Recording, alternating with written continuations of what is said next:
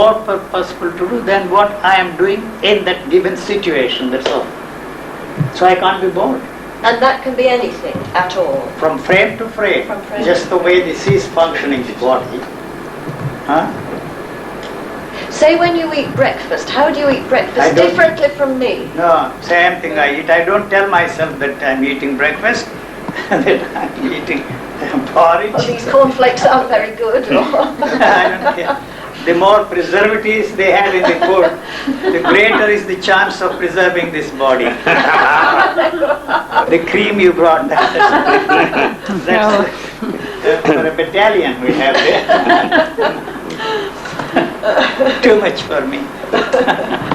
Well, you see, we can't eat. Sinners go exactly the same way. Yes, there's a sort of myth that body, they don't, isn't there? Huh? There's a myth that they don't feel that the they pain. don't, yes. Now it has become fashionable. See, cancer is the fashionable disease for all the saints in our midst. I haven't heard of that one. Oh, Ramakrishna died of cancer. No, Krishnamurti died of cancer, and Ramana Maharshi died of cancer, and that man there in Bombay who wrote that book, died of cancer. That's why I'm asking my friends, should I die of any other disease? See that my death certificate carries because of my death cancer, otherwise I would not be recognized by posterity as a religious teacher. Not that I want people to recognize me as a religious teacher. Feel pleasure at sex? Sexual feeling? Sexual feeling. You see, that's also part of the pleasure moment. See, it is a simple biological functioning of the body. It has become possible for the humans, if I may use that word, to have sex at any time we want, only through the help of thought. So when once you turn that into a pleasure movement, we have created a problem there. See, I'm not saying anything against pleasure. As far as I'm concerned, denial of sex for any reason, for spiritual reason, or indulgence in sex, is totally unrelated to their spiritual pursuit. That's all that I'm saying. You know, it's a biological issue. Sex, you see, in a situation like this, the whole hormones have undergone a very strange. This is an abnormal person. You see, this is an abnormal situation, and this cannot be a model for the rest of mankind. That's where we went wrong. See, they did not know why they could not have sex. Those people, assuming for a moment they were all enlightened people, and so the whole body undergoes a chemical change. See, that means the nature has thrown this out. It has no use for nature anymore. That's why when I meet some of those people, pontiffs in India, who practice celibacy, I say, you are all committing a crime against nature. You see, what are you doing? Why it has become a very important factor in all spiritual life is because they could not, the teachers could not have sex. For this reason. You know? G, a lot of people have come to the conclusion or the feeling that ordinary sex, the way it's been practiced, is not the way to go. It's kind of too rough. So now they're doing a kind of tantric sex with a different kind of orgasm, much gentler and slower. It's about the same. If they want to make a business, it's all you know. What is so tantric about? So when I heard this tantric center there in Rajneesh Center, I said it's a fucking club, sorry. If somebody asked me a question, what of love? I say love is a 4-letter word, misspelled.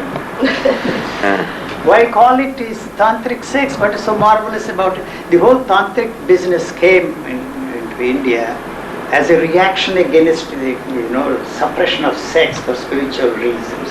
They went too far. That's why you have all these temples and sex symbols. Every temple has all kinds of imaginable sex postures you have there. And so they translate all that and give some mystical explanation to that kind of a thing. What is so mystical about the whole business? I'm sorry. When people are trying to get cosmic orgasms now. Come on. Come on. What is so cosmic about it? Sounds a difficult way to live. No, it's very simple to live. No, it happens Very automatically. simple. As You soon are as you functional, ask for that's it. all. Thought is functional. It ceases to be the instrument of achieving, accomplishing, attaining anything. So the energy that is consumed with this constant demand to maintain the identity. That's why you dream, I don't dream. So the images continues. You are not actually sleeping, I don't sleep in that sense, like a cat. Sleep, wake up, wake up, you see, like that. There's no continuity there. So there is no way I can dream. The images don't exist even while I am awake. So how can I dream when I am awake? You are forced by the demands of the body to rest. This demands this. So I don't have to do a thing while I am sitting here.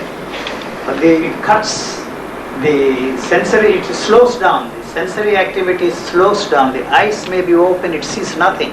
Just for a fraction of a second. And then after that it becomes clear. That is the clarity I am talking about, not the clarity of thought.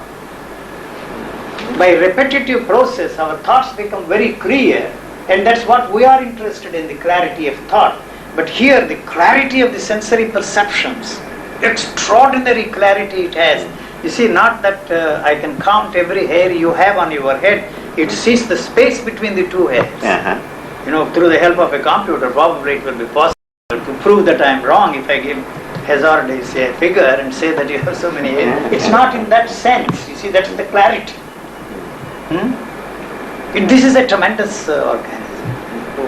Whoever created, there may not be any creator, it may have just happened that way. Tremendous intelligence it has.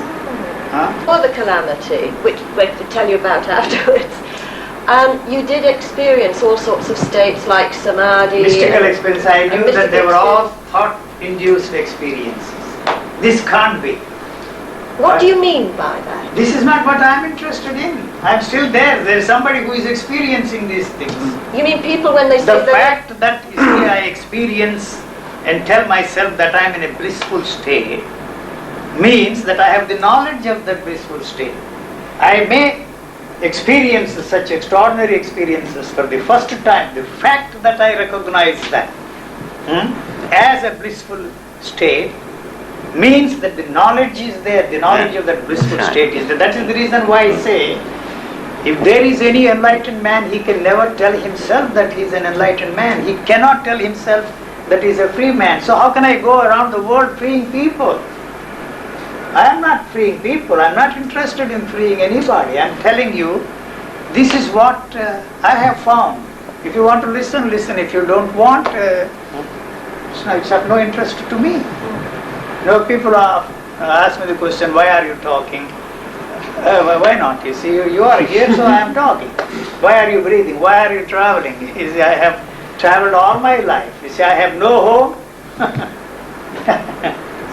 That's why I say, I am a man with no fixed abode and no tangible means of livelihood. So, enlightenment, assuming for a moment that through some gimmick you will become enlightened, what will you do with it? It will have no use for you. It cannot be fitted into the value system. Do we need a use for I cannot. How can I thrive on the gullibility and credulity of the people, knowing very well that there is no such thing as enlightenment? You don't need any help from me or from anybody. But what if I seek help? That will keep you helpless for the rest of your life and the lives to come if there are any. In this area, if I am weak and cannot stand, cannot walk, we will all have to have robots very soon. Thankful to them, now they are doing everything, even helping doctors in surgery. I am looking forward to the day when I don't have to depend upon these so-called do-gooders. They feel this do-gooders high, Do you think the robots, when they come, will be seeking enlightenment? No.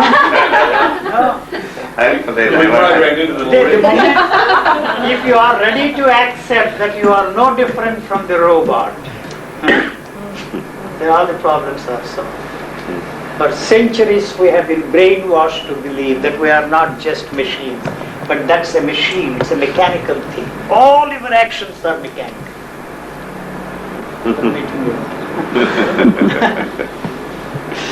Well, thank you.